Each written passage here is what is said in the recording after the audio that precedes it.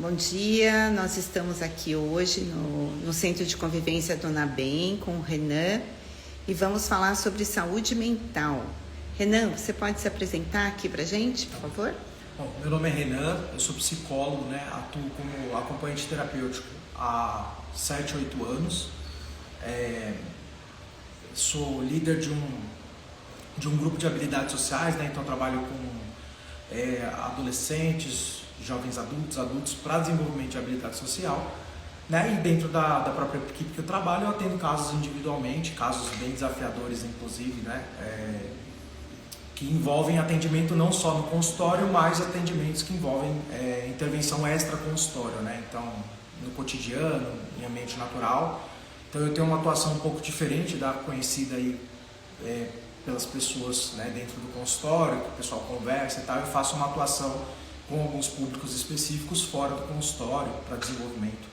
E acho que sempre perseguindo essa ideia da saúde mental, que é um tema que a gente tenta colocar em alta, assim, porque a gente também percebe que as pessoas elas têm uma maior facilidade para perceber, às vezes, quando está com algum sintoma físico, algo nesse sentido, mas quando a gente está falando de estresse, quando a gente está falando que é algo que impacta diretamente na saúde mental, é algo que as pessoas acabam deixando por último. Então acho que é um tema bem relevante assim, para a gente conversar.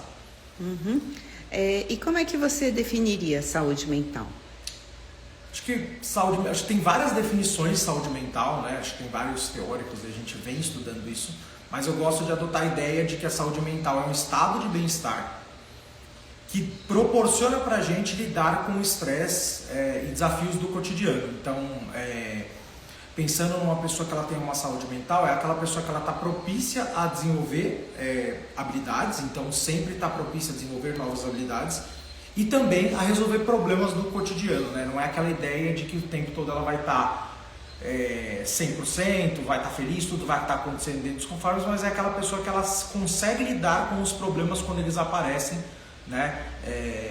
e ela consegue resolver esses conflitos ao longo da vida sem que ela impacte diretamente na própria saúde, tanto física quanto mental. Quando a gente está falando aí a gente vive, por exemplo, numa cidade que é uma das, até uns anos atrás, é uma das que mais, por exemplo, desencadeiam transtornos mentais. Então a gente vive numa sociedade um pouco caótica, uma cidade caótica.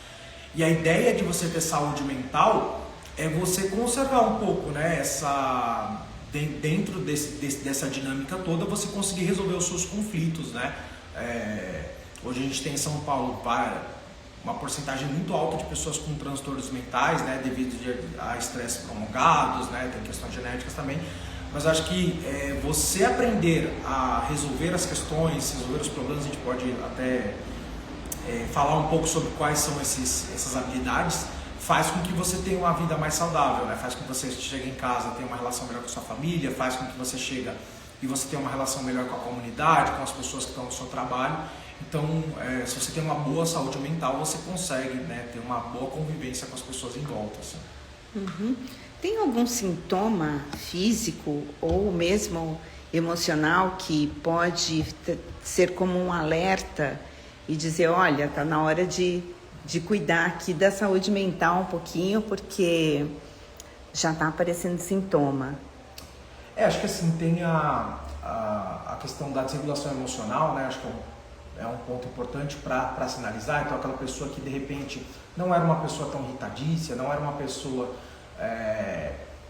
que até era uma pessoa mais calma, lidava com as coisas de uma forma diferente, ela começa a ficar mais irritadiça, ela começa a se isolar mais. Eu gosto de adotar aqueles 3 parâmetros assim, para a gente entender se uma pessoa está saudável em volta da gente.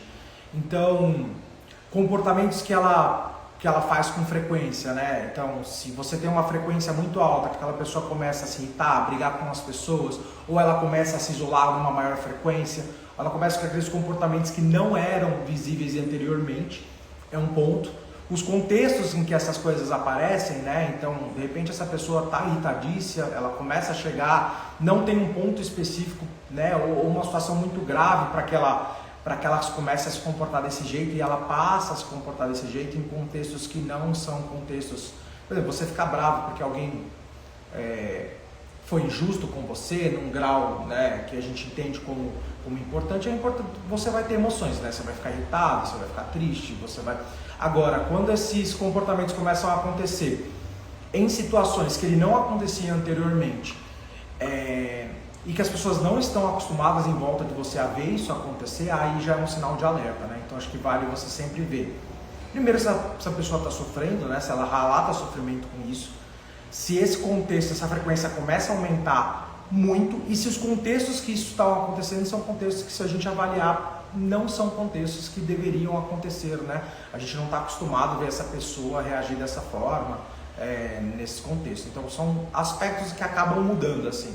Normalmente essa pessoa, quando ela passa a adoecer, passa a ter a saúde mental dela comprometida, ela tem uma mudança na própria rotina, né? Ela tem uma perda muitas vezes daquilo que ela gostava de fazer, daquilo que ela estava acostumada. Você vê, os familiares começam a perceber que aquela pessoa está mudando os comportamentos dela, e aí já é um alerta, né? Para a gente começar a pensar se a saúde mental dessa pessoa está sendo comprometida. E aí a ideia é procurar um especialista, alguém, né, ali pelo menos próximo ali, que uma UBS ou até próprio psicólogo ou psiquiatra particular, para avaliar se essa mudança de comportamento que não era vista anteriormente, ela já é um sinal para que a gente possa se precaver de um desenvolvimento de algum transtorno, algo nesse sentido. Uhum. Mas tudo isso que você comenta, eu fico pensando que quem sente mais esses sintomas são a família, né? Sim. São as pessoas da família. E normalmente são as pessoas que a gente, por estar muito envolvido emocionalmente, a gente pode não dar ouvidos, né? Porque a gente fala, a gente está tão irritado com aquela pessoa que a gente não ouve, a gente acha que não, que a culpa é dela, né? E não alguma questão que está acontecendo comigo. Como é que a gente pode lidar com isso? Tá, eu vou trazer um pouco mais assim minha definição do que eu entendo como saúde um pouco mais ampla. Então, assim, vamos pensar numa pessoa saudável, né, que tem uma saúde mental boa, né? O que a gente vai ter como aspectos? A gente vai ter uma pessoa que ela vai fazer parte de uma comunidade, então ela vai estar envolvida dentro dessa comunidade, ela vai se envolver, ela vai ter atividades dentro dessa comunidade, que faz com que ela participe e contribua para essa comunidade, como a comunidade contribua para ela, uma pessoa que frequenta lugares, independente de onde você frequente, mas é uma comunidade. E ela tem laços dentro dessa comunidade. É uma pessoa que ela vai ter amigos em volta, né, amigos mais particulares. É uma pessoa que ela vai ter uma relação saudável de comunicação com essa família. É uma pessoa que eventualmente vai ter uma relação, né, com o seu parceiro, parceira, né? Então, assim, pensando na saúde mental dessa pessoa, uma pessoa saudável é uma pessoa que tem uma relação dentro de todas essas áreas, né? E do trabalho também, né? Não se envolve. Quando a gente começa a ter resquício de que essa pessoa começa a ter problema em algumas dessas áreas, ter problema em uma área não é um problema, né?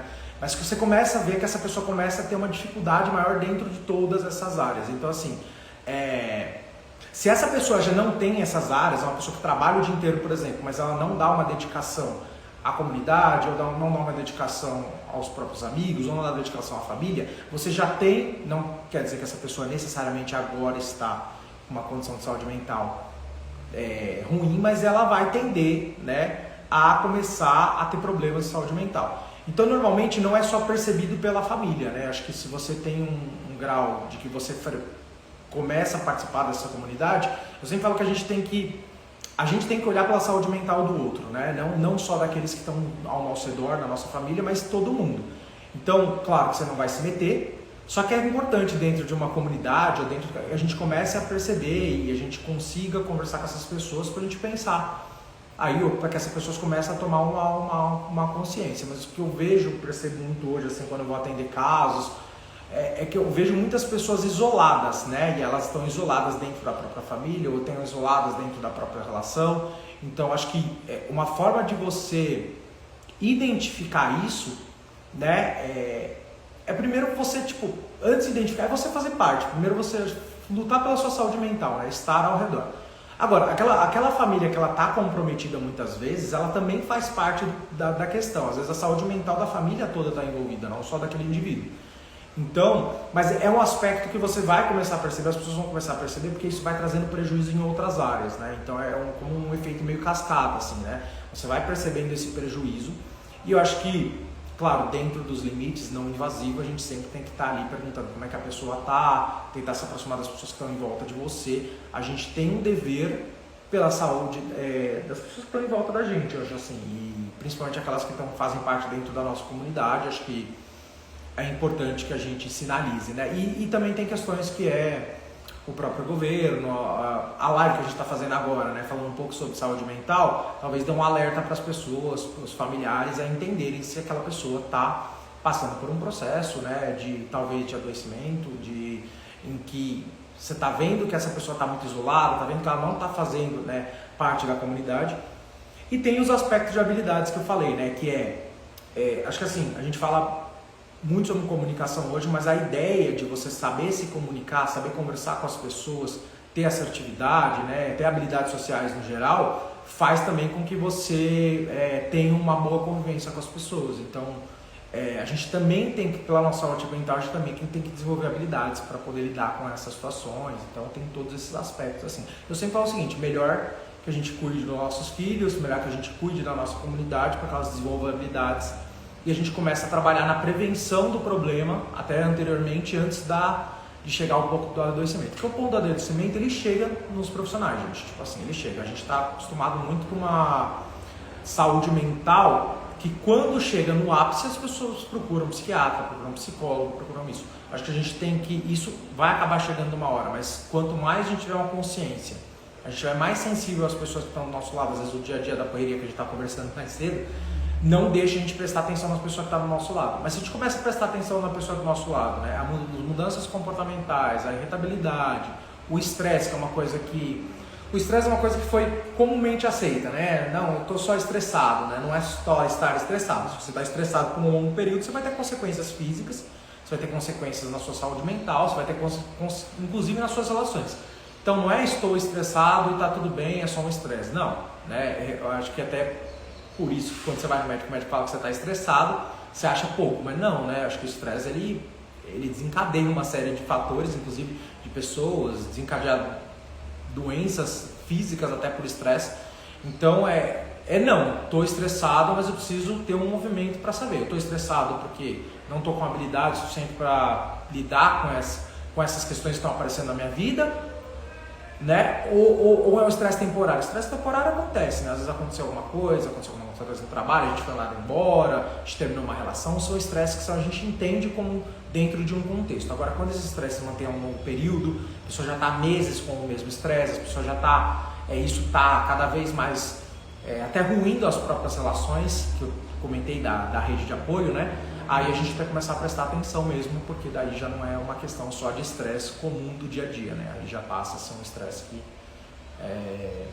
acaba afetando nossa saúde mental e posteriormente vai afetar relações sociais, vai afetar o nosso próprio bem-estar, né? Vou começar a sentir sintomas como angústia, vazio, né? Falta de motivação, não consigo mais fazer mais nada, não tenho mais vontade de fazer aquilo que eu fazia anteriormente, aí vai para vários sintomas, né? A depender daquele ponto que a saúde mental está afetando. Uhum. Você falou de habilidades, né? Eu não tenho habilidade, eu não estou com habilidade para lidar com isso e tal. Quando a gente fala de habilidades, parece de alguma coisa que se eu não tenho, eu tenho que aprender, né? E quais são essas habilidades? Algumas? Tá. E como é que a gente, se não tem, desenvolve? Tá, então, eu posso falar de várias habilidades, mas eu vou citar algumas aqui que eu acho que são importantes. Então, assim, uma habilidade, por exemplo, uma habilidade até que às vezes a gente não pensa assim, mas, por exemplo, uma coisa que acontece bastante, regulação emocional, né? Eu regular as minhas próprias emoções, porque sentir emoções não é um problema, né? A gente vive numa comunidade que às vezes acha que tem problema, não sinta raiva, não fica com ansiedade, não, sentir as emoções a gente tem que sentir. É algo que, apesar das pessoas não quererem que a gente fique triste, não quererem que a gente fique com raiva, tristeza são coisas que a gente vai sentir. Agora, que eu acho que o ponto principal é o quanto você regula essas emoções, né? O que eu faço com o meu estresse, né? O que eu faço com a minha raiva? Sentir raiva eu vou. Agora, como é que eu vou direcionar a minha raiva? Quais são os comportamentos que eu tenho para minha própria regulação emocional, para que eu não deixe que essa emoção atinja, né? Então, vamos pensar numa pessoa em casa com muita raiva, que começa a quebrar as coisas, e começa a gritar, algo nesse sentido. Claro, tudo é proporcional, né? Mas assim, é uma pessoa que não consegue lidar com a raiva. A raiva começa a tomar conta e ela começa a ter comportamentos disruptivos, que a gente chama, né? Comportamentos que podem fazer mal para ela e para os outros. Aí a gente está falando de uma pessoa que não sabe regular as próprias emoções. E isso é uma habilidade que a gente pode aprender ao longo da vida, dentro das nossas vivências, a gente vai aprendendo, que é o que acontece com a maior parte das pessoas, mas algumas pessoas não vão conseguir aprender essa habilidade sozinhas. E aí é quando elas acabam procurando por ajuda, né? Então, regulação emocional seria uma, né? A ideia de você lidar com a sua própria ansiedade, lidar com a sua própria raiva. Fugir das emoções não é uma boa, né? O melhor é lidar com elas, né? Senti-las, aprender a lidar com elas. Podemos falar também de habilidades de comunicação, né? Se eu sou uma pessoa assertiva, né? Assertividade aí, né? Uma das habilidades mais difíceis de você conseguir lidar, que é você colocar para o outro aquilo que você está pensando, né? Que às vezes se opõe ao que o outro está pensando, ou colocar uma crítica ao outro de uma forma que o outro não se sinta afetado. Eu ter essa habilidade de ser assertivo. Então, a habilidade de comunicação, de conseguir conversar com as pessoas, iniciar uma conversa, manter uma conversa com as pessoas. Às vezes parece coisas muito simples, mas às vezes, né, as pessoas que se comunicam mais umas com as outras atingem redes maiores de apoio. Então, é uma habilidade super importante. Resolução de...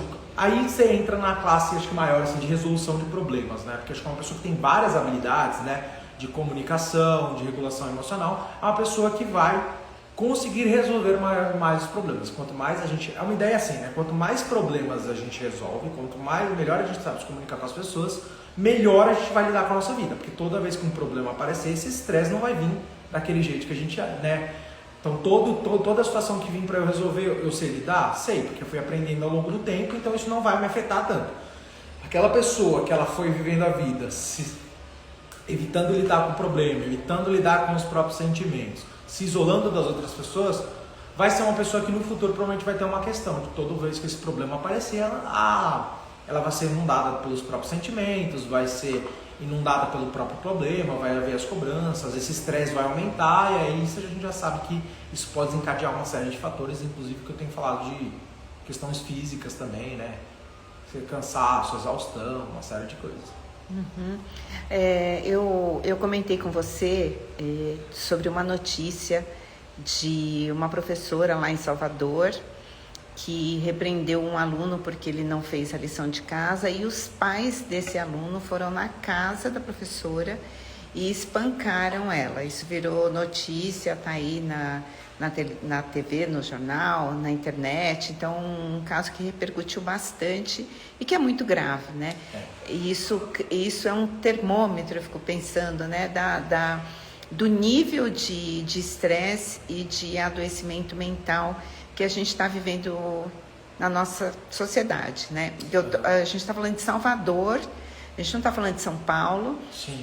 Né? A gente está falando de uma cidade que é um pouco menor, apesar de ser grande, e a gente está enfrentando isso em tudo quanto é lugar, né? Em cidades pequenas também. A gente teve há alguns anos a questão nas escolas, que foi muito grave. Então, isso também não vem de hoje, isso já é de um tempo, né? Assim, eu não vi não consegui ver o vídeo, não vi o que aconteceu, nem sei quem são. Acho que eu posso comentar aspectos no gerais que eu percebo em alguns lugares e não tem a ver necessariamente com o caso.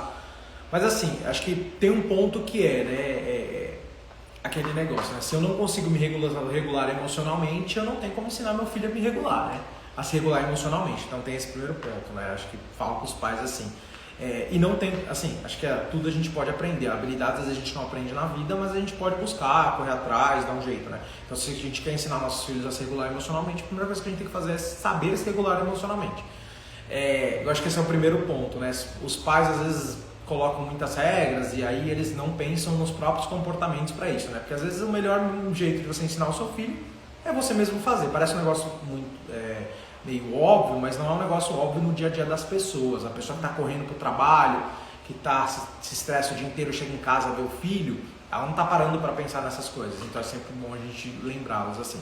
Então, provavelmente esses pais têm uma questão de regulação emocional, provavelmente são pais adoecidos, né? Tem uma série de coisas, tem, né, que foram acontecendo, que provavelmente a gente só vai acessar mais para frente quando forem descobrir, investigar algo nesse sentido, mas é muito grave, né? Não, imagino que esses pais, no mínimo, não sabem se regular emocionalmente e ao aspecto da violência, acho que tem questões complicadas.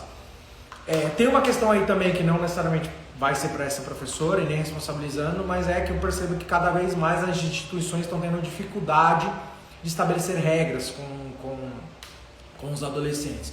Acho que por uma questão de mudança cultural, então isso acaba impactando, claro, tem mais desafios para os professores, para a instituição, mas também eu acho que tem uma questão que ser consistente, né? Eu sempre falo que, acho que a palavra principal dentro da minha atuação, né, desses anos que eu atendo se a gente quer que os nossos filhos respondam às regras, a gente tem que ser pessoas consistentes. E ser pessoas consistentes são pessoas que elas falam e elas cumprem aquilo que elas falam.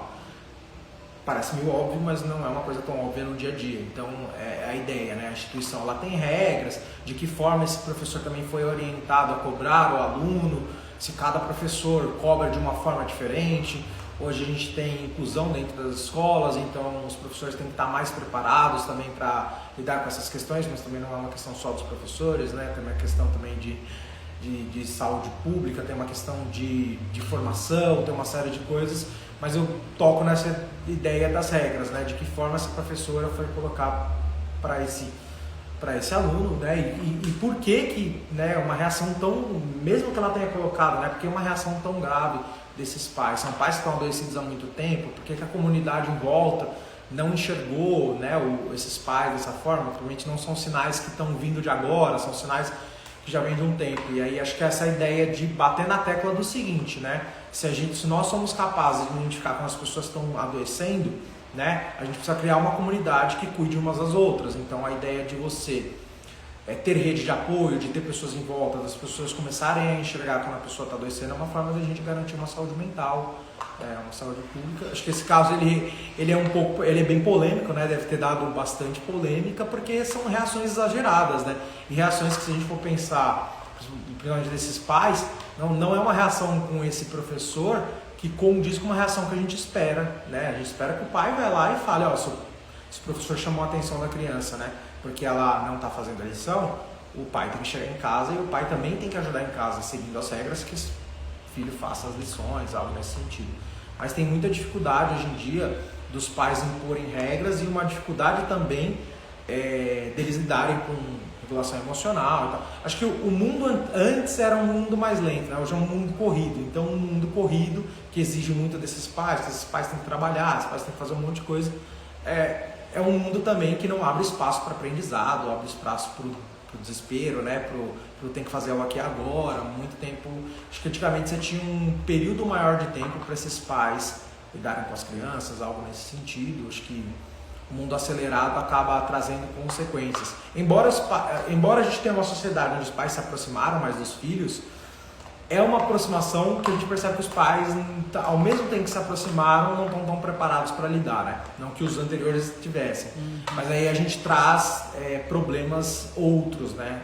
Eles acabam trazendo outros problemas, né? Que é a aproximação, mas essa aproximação não necessariamente traz uma melhor educação mesmo. Quando você fala a gente tem que olhar mais para a nossa comunidade, para as pessoas que estão adoecendo, num mundo que está caminhando, né, para esse egoísmo e as pessoas muito presas às telas, ao mundo delas, aquilo que as interessa, né? A gente perde muitas horas no celular, mas a gente acha difícil, às vezes, ficar ali alguns minutos conversando. Porque conversar, eu fico pensando, né, tem a ver com troca. Sim. E a gente está com muita vontade só de se expor e menos de ouvir o outro. Então, para eu perceber que tem alguém no meu rol de relacionamentos que está adoecido, eu preciso escutar essa pessoa. E a gente não está com essa disponibilidade, né? E eu acho que as telas, elas agravam muito isso. o que você diria assim para primeiro passo, né? Aquela pessoa que está lá no mundo dela, fechada, achando que está se relacionando, achando que está vivendo e na verdade está com essa angústia e não sabe por onde começar.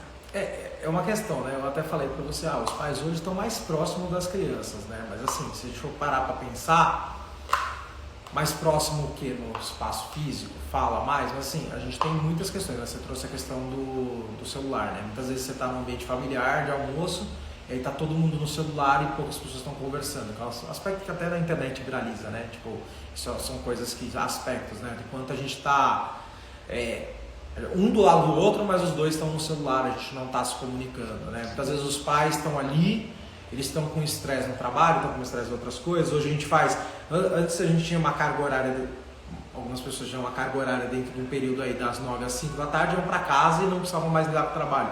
Hoje a gente já vive numa sociedade que você chega em casa e está lidando com o trabalho. Então, tem que tomar cuidado com essas coisas, né? Assim, separar períodos para estar com os filhos, não estando com os filhos, com o filho com o tablet na mão e você com o celular na mão. Mas um período que você tem ali de dedicação ao seu filho, né? Ser pai, ser mãe, fazer parte da família é também estar e separar esse tempo, né? A gente sabe que a gente talvez não vai ter como voltar atrás em relação às telas, porque a tecnologia inundou a gente, mas eu acho que a gente tem como adotar comportamentos e rotinas, né? Em que período você consegue dar uma atenção maior para o seu filho? Qual frequência? Frequência é importante, tá, gente? Frequência e qualidade. Então, quais são os períodos da semana que você vai dedicar ao seu filho? Quais são esses períodos? Qual é o tempo que você vai fazer? E dentro desse tempo que você consegue, tem que ser um período de qualidade, de troca, de conversa, onde você vai ter que deixar o celular de lado, os problemas de lado, você vai ter que se comunicar, né? Porque a gente tem que pensar que a gente está ensinando os filhos, nossos filhos, como eles vão se comunicar com o mundo também, né? E se a gente dá um celular na mão deles, né? Que é uma coisa que está acontecendo, a gente tem que ligar agora, né? Mas na minha época, por exemplo, o celular era uma coisa que eu não tinha durante o período, pelo menos, da escola. Fui ter mais tarde. Então, não, mas agora a gente já tem crianças aprendendo a se comunicar com o mundo através do celular. E o celular tem conteúdo que a gente, né? Variado. Como é que ele vai aprender a se relacionar com as pessoas, né? Então, nós somos modelos para a próxima geração. Então, se a gente não passa um período conversando com essa criança, né, com esse adolescente, que modelo de comunicação eu estou dando para ele para lidar com as pessoas, que modelo eu estou dando para ele de ensinamentos, compartilhar experiências, em que momento eu estou dando essa atenção. E eles cobram essa atenção de alguma forma, né? Seja através de comportamentos inadequados, chamando a atenção, que é uma coisa que aparece bastante, seja através do próprio adoecimento, né? Então, às vezes, filhos adoecendo porque os pais não têm um período de qualidade para estar ali com os filhos, né? E às vezes até não sabendo com quem esse filho está conversando, com quem esse filho está se relacionando. Então, são aspectos preocupantes dessa nossa sociedade, assim. Uhum. Você está falando de tempo de qualidade, de frequência, né? Que você mencionou, e eu super concordo que a frequência ela precisa ser frequente. Isso. Né? Uhum. Porque não adianta você falar assim, eu tenho 1 hora por semana para ficar com meu filho. Não, isso não funciona, né? Eu já ouvi alguns discursos do tipo, eu tenho um período de qualidade mesmo que seja pouco. Não, a gente sabe porque por aprendizado, né, e você é o maior reflexo do seu filho, né? Não que você seja responsável totalmente pelo seu filho, ele tem vivências na escola, tem vivências em outros lugares que também vão ir desenvolvendo ele, mas frequência é uma coisa importante, né? Não adianta só a gente pensar só na qualidade, né? Eu tenho 1 hora por semana, não é suficiente. A gente sabe que pelo menos a gente tem que ter alguns períodos da semana aí em que essa comunicação seja feita, em que esse menino seja assistido, essa menina seja assistida. Eu fico pensando também na própria convivência, né, Renan? Porque a gente não está falando de um projeto de trabalho que você vai, eu vou me dedicar tantas horas por semana. Não, existe uma convivência, né? Um filho, um marido, uma esposa, irmãos, tudo isso é convivência. Então você precisa conviver com aquela pessoa, né? Então acordar, tomar café da manhã, fazer uma refeição, pelo menos todo mundo junto, isso é conviver, né? E parece que a gente está falando, quando a gente fala assim, eu tenho um tempo de qualidade de 1 hora, 10 minutos por dia, parece que a gente está falando de um projeto à parte. E que eu estou fazendo o favor de me dedicar a isso. Não, a criança também precisa presenciar os momentos que não são fáceis para os pais do dia a dia e como é que esse pai, essa mãe se comportam diante disso. E entra no tudo que eu estava falando sobre saúde mental, porque se a gente interligar as coisas, estar com os nossos pais é também ver como eles resolvem as coisas, tá? Né? Esse pai ter um tempo para dedicar, para se comunicar com o filho, é uma forma dele ensinar como esse filho vai se comunicar com a sociedade. Lembra que eu falei das bases, né? Se você é uma pessoa que você tem habilidade social, que você tem uma saúde mental boa, você é uma pessoa que você vai conviver bem dentro do seu trabalho, você vai saber se comunicar dentro do seu trabalho, você vai se comunicar com a sua comunidade, você vai se comunicar com seus amigos. E se eu quero ensinar isso para o meu filho, eu preciso demonstrar isso, né? Então eu preciso ter um tempo de qualidade com a minha família, eu preciso ter um tempo de qualidade com a minha comunidade, com meus hobbies, né? Que é algo só para mim, né? Que também é importante, e com a família, com esposo, esposa, eu acho que são pontos importantes aí e que se você não tem hoje, né? Acho que a gente vive também num país que às vezes, né? Como é que eu faço isso se meu emprego, né, não deixa, né? Eu trabalho de tal hora a tal hora. E aí acho que é uma questão de resolução de conflitos e problemas, né? Então, se você não tem agora, você tem que começar a se planejar para ter. Porque uma hora ou outra essa conta vai chegar, né? E aí essa conta vai chegar mais alta e aí depois você vai ter que lidar com isso e você vai conseguir, você vai lidar com isso, né, de alguma forma, né? A gente espera que sempre você receba ajuda, você vai dar um jeito, só que daí vai ser mais custoso lá na frente, né? Esse é o ponto. Sim, você está falando de a conta sempre vai chegar, né? E aí como é que eu sempre fico pensando, né, naqueles adultos que não tiveram vínculo com seus filhos, que não foi olhado para isso. E na vida idosa, há uma cobrança de que esses filhos olhem para esses pais, né? Sendo que essa relação não foi construída antes e é muito difícil, porque envolve muita mágoa, envolve muita dor, que esse filho faça um movimento de superação e aí passe a olhar para esses pais que já são idosos, né? De toda forma, eu acho que sempre é possível, né? Eu acho que esses adultos que estão com seus pais idosos e não tiveram esses vínculos sempre podem fazer um movimento diferente, até porque eles também têm os próprios filhos, provavelmente. Então a gente vai criando uma rede de autorresponsabilidade. Eu acho que é mais sobre isso do que sobre a gente julgar o que teve, o que não teve, e talvez a gente buscar o nosso próprio caminho, né? E se a gente mudar um pouco a visão que a gente tem das coisas, que às vezes aquele pai, aquela mãe não teve recurso, não desenvolveu habilidade, não tem autorregulação, não tem... E assim, não é culpa do filho, né? Mas se a gente começar a ter uma visão de que, tá bom, as pessoas não tiveram recurso, não conseguiram correr atrás, mas elas conseguem agora, né? De que forma a gente consegue ajudar as pessoas que estão em volta da gente? Porque a gente vê uma comunidade, se a gente fala de São Paulo, adoecida, né? A gente tem vários pontos de estresse, né? Transporte público, uma série de coisas, problemas. A forma que a gente lida com o trabalho, acho que tem vários pontos, né? Tanto que tem psicologia do trabalho, tem psicologia... Você vai ver psicólogo em todas as áreas, não é à toa, é porque os ambientes eles acabam adoecendo. E assim, se você dentro da sua comunidade puder contribuir para que as pessoas à sua volta tenham uma melhor saúde mental, é o melhor que se dá para fazer, né? Então, porque, né, você tem um projeto aqui, né, que vocês têm, por exemplo, que é uma forma também de oferecer uma saúde mental, estar em comunidade, conviver, aprender novas habilidades, acho que é um jeito, né, também, o projeto que tem aqui. Acho que tem outras situações também, né, você tem um vizinho, você tem alguém, né, você tem alguém ali próximo, você não vai invadir a vida da pessoa, mas eu acho que a gente sempre é um pouco responsável também por como está o outro, né? Perguntar como é que você tá sensível às pessoas à volta. Hoje a gente fica mais sensível ao celular do que em quem está à volta. Você está prestando atenção em quem está à sua volta? Como é que estão as pessoas que estão à sua volta? Porque se a gente direciona o nosso tempo e nosso olhar apenas pro celular, aí a gente vai viver numa comunidade realmente muito adoecida. Você gostaria de deixar alguma mensagem final, assim, um convite de reflexão, alguma coisa? Eu acho que assim, no geral, assim, eu atendo muitos adolescentes, jovens adultos, os pais bastante desesperados assim, em relação a... E assim, sempre pensando que eles não chegaram ali porque eles quiseram, né? Ninguém escolhe ir pelo caminho do adoecimento, né? Tipo, ninguém escolhe, fulano fez isso porque não foi atrás. Então, as pessoas vão chegando naquilo, né? Eu acho que é uma reflexão nossa, que eu acho que poderia deixar de que forma a gente está cuidando da nossa própria saúde mental, né? Que é um ponto desafiador, né? Eu que sou psicólogo sei, né? Tipo, falo para vocês mesmo, tipo, no meu dia a dia nem sempre eu estou 100%, mas a ideia não está 100%, e sim um rumo de ir aprendendo a lidar com as situações, e estar disposto a isso e criar condições dentro da minha vida para isso, e acho que a ideia, a batalha que a gente tem.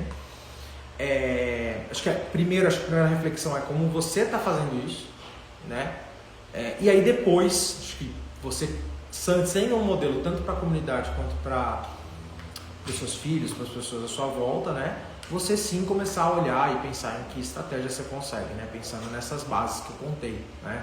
De habilidades, autorregulação, de que forma você consegue ajudar as pessoas da sua comunidade a terem uma melhor saúde mental, porque é uma briga que não é só individual, né? Apesar de ser individual ser importante, mas é uma briga de todos.